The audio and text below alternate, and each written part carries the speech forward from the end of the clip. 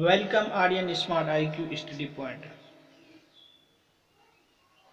दोस्तों, एक वीडियो आप लोगों के पास करीब 2-3 दिन से यानी रविवार से देखे होंगे।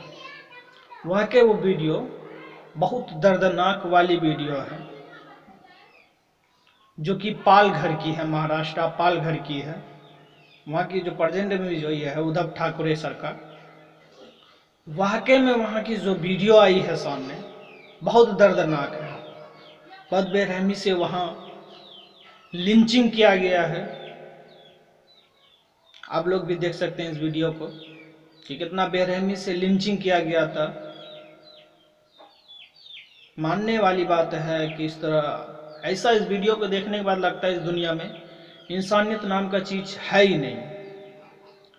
वहाँ की प्रशासन, वहाँ की सरकार, वहाँ की प्रशासन की बात तो खैर पुलिस की बात छोड़ ही दीजिए। पुलिस का समझ में नहीं आता, पुलिस के मन में जो क्या है नहीं है ये समझ से परी है। चाहे दिल्ली पुलिस हो, यूपी पुलिस हो, बिहार पुलिस हो, उसका माइंड में क्या चल रहा है ये किसी को पता नहीं। मुस्लिम पे कभी होता है तो भी चुप रहता है, गैर मुस्लिम पे लिंचिंग होता तो भी चुप रहता है। वहाँ की प्रशासन खुद उग्रवादियों को सपोर्ट करता है। ये बात मानने के लायक है। लेकिन अब वहाँ की सरकार को देखिए अब क्या करना चाहिए। उस पुलिस वाले को तो सस्पेंड नहीं, भी चौराहे पे गोली मारना चाहिए उस पुलिस वाले को। पुलिस वाले का ये रोल है ही नहीं कि वो इस तरह का अंजाम को होने के बावजूद, वो उग्रवादियों से बचाने के बावजूद भी वो भागते रहे। हालांकि वहां जिन बाबाओं का लिंचिंग हुआ है वो कई बार पुलिसों के गले पकड़ रहे थे, हाथ पकड़ रहे थे, पांव पकड़ रहे थे। वीडियो सामने आई, उसको बचाया जाए, लेकिन इन पुलिस वालों ने उग्रवादियों के साथ दिया। और उससे अहम बात यह है कि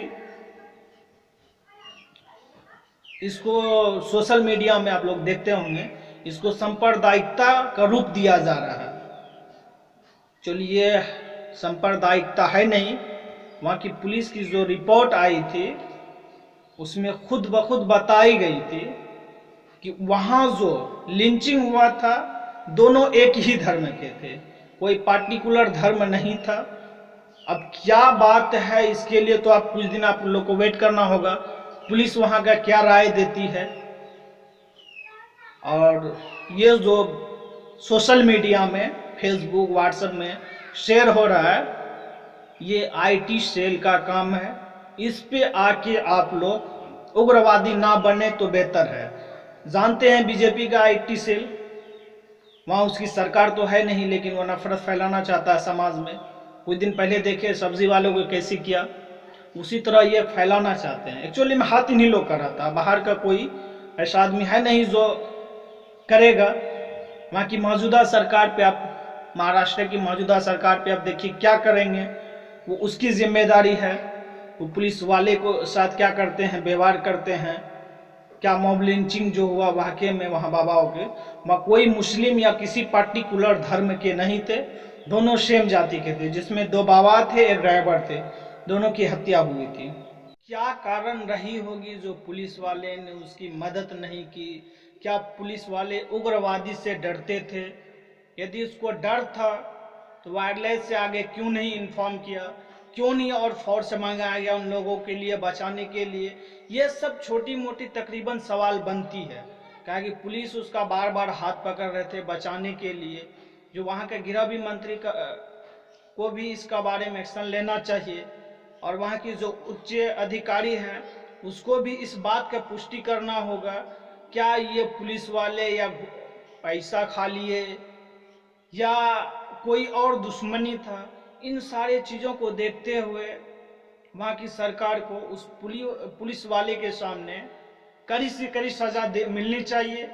क्या कि जान किसी के बजाय वो पार्टिकुलर से नहीं जोड़ के देखना चाहिए।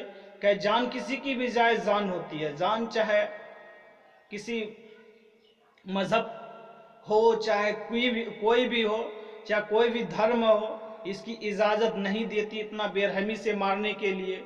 लेकिन वहाँ क्यों मॉब लिंचिंग हुआ उसका?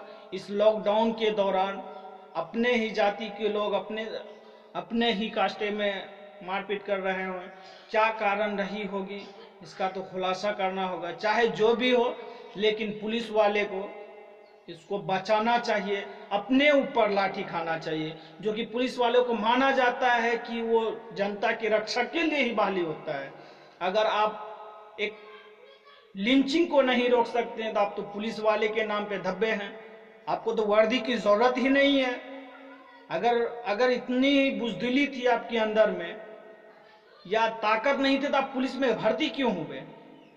नहीं होते पुलिस में भर्ती, कोई जरूरी नहीं था आपको, आपके ऊपर तो कोई फोर्स नहीं किया था, या वहां का सरकार फोर्स नहीं किया था कि आप पुलिस में ही भर्ती हुई है। जब इतना होने के बावजूद भी पुलिस वाले वहां के चुप रहे, उसको तो चाहिए कि कंट्रोल नहीं हो रहा है तो आगे फोन करे, वायरलेस से खबर दे कि हमसे कंट्रोल नहीं हो रहा है, यहाँ इस तरह के अंजाम दिए जा रहे हैं। कहे कि तकरीबन 3 से 4 मिनट तक वो वीडियो जो आई तो मेरे सामने थी, वाकई बहुत दर्दनाक का वीडियो थी। बहुत सारी बात निकल के आती उससे, सवाल वाकई मन में ये होता है कि इंसानियत नाम चीज दुनिया से चले गए हैं। फिर दूसरी बात, सोशल मीडिया में जो सांप्रदायिकता फैलाई जा रही है, हिंदू मुस्लिम बनाम किया जा रहा है, चाहिए कि गवर्नमेंट उस पर भी थोड़ा कड़ी नजर रखे।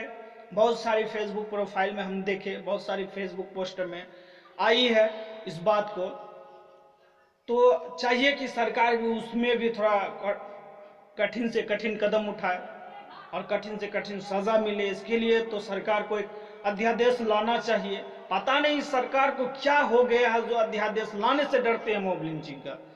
जिस समय सुप्रीम कोर्ट ने इसको अध्यादेश लाने के लिए बोला था, अगर ये अध्यादेश ला देते तो एक्चुअली आज ये मामला हमारे सामने आते ही नहीं है। बट सरकार भी नहीं चाहते हैं हम जिंदा रहें, वो कभी तो भूख से मारना चाहते हैं, कभी लिंचिंग करके मारना चाहते हैं, लेकिन सरकार भी नहीं चाहती है कि किसी गरीबों की, किसी आदमी की भलाई हो।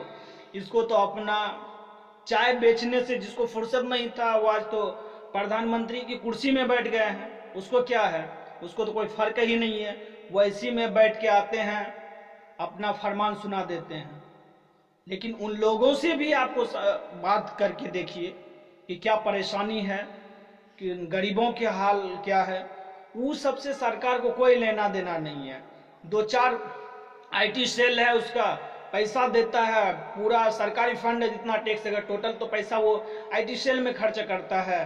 चाहे कोई भी मारे, इसको सांप्रदायिकता का नाम देना ही है, चाहे हिंदू मरे मुस्लिम मरे, उसको तो कोई लेना देना नहीं है सरकार को। मौजूदा सरकार को उतना कहने के बावजूद भी अध्यादेश नहीं लाया। अगर अध्यादेश ला लेते, आज शायद हमारे सामने महाराष्ट्र का ये वीडियो या इस तरह के केसेस नहीं आते।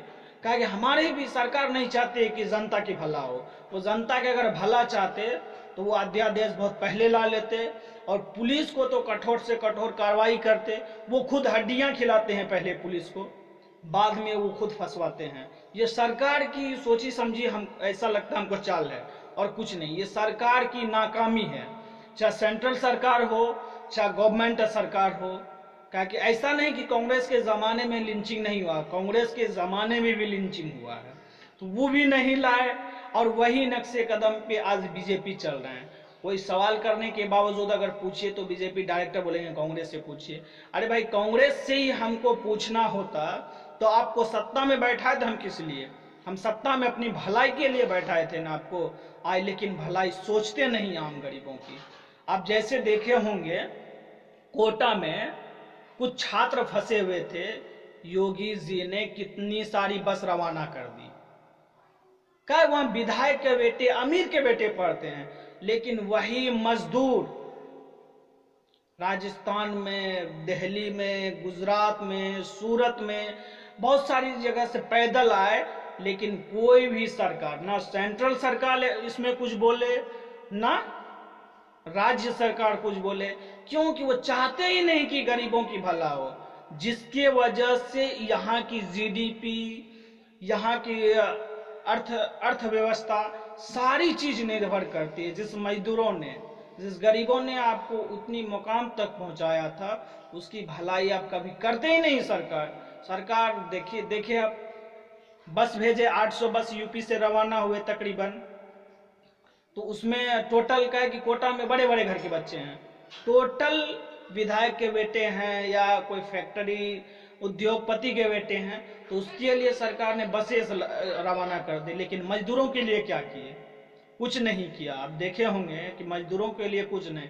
1400-1500 किलोमीटर, 200-300 किलोमीटर चल चल के आदमी आए, पैर में छाले हो गए, यहाँ तक कि बहुत आदमी भूख से मर गए।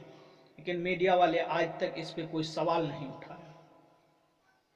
और गीता बबीता एक तबलीगी जमात को क्या, कोई जाहिल बोल रहे हैं, कोई कुछ बोल रहे हैं, कोई कुछ बोल रहे हैं।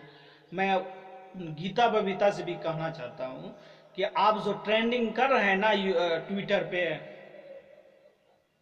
आप पहले मुसलमानों के हिस्ट्री पढ़ा कीजिए, उन्हीं जाहिलों की आप हिस्ट्री पढ़ा कीजिए, तब आपको पता चलेगा कि जाहिल ने देश के लिए क्या किया है।